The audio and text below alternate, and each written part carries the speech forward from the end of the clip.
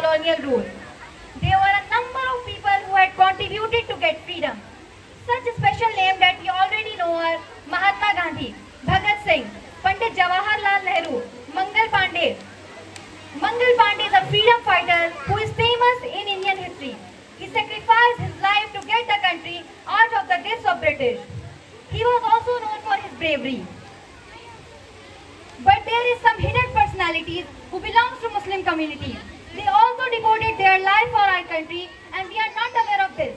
I am going to highlight such personalities today.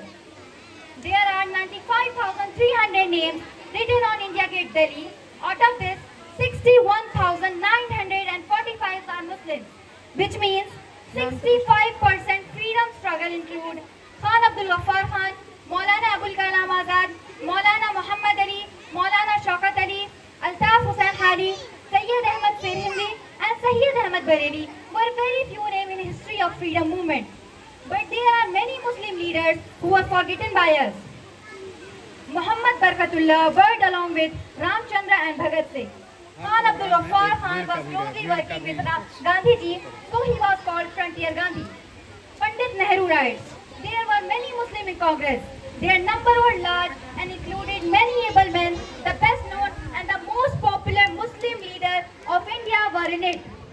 In his tribute to Maulana Abul Kalam Azad, Gandhiji writes, I have had the privilege of being associated with Maulana Abul Kalam Azad in national work since 1920. His nationalism is robust as his faith in Islam. Everyone knows that Rani of Jhansi vowed to get the kingdom for her adopted child. But hardly anybody knows that Begum Hazrat Mahal was the unsung lady of the first war of independence who shot the British ruler Sir Henry Lawrence and defeated the British army in a decisive battle at Chinhad on 30 June 1857. The organizer and leader of first Indian freedom struggle was Maulvi Ahmadullah Shah. Many were killed, among them 90% were Muslims. Ashfaqullah Khan was the first to hang at the age of 27 for conspiring against British Raj.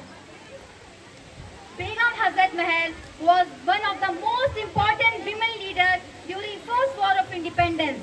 She was wife of Nawab Wajid Ali Shah, ruler of Lucknow. She was commonly known as Awadh Begum. Abdi Bano Begum was born on 1850 in Amroha, Uttar Pradesh.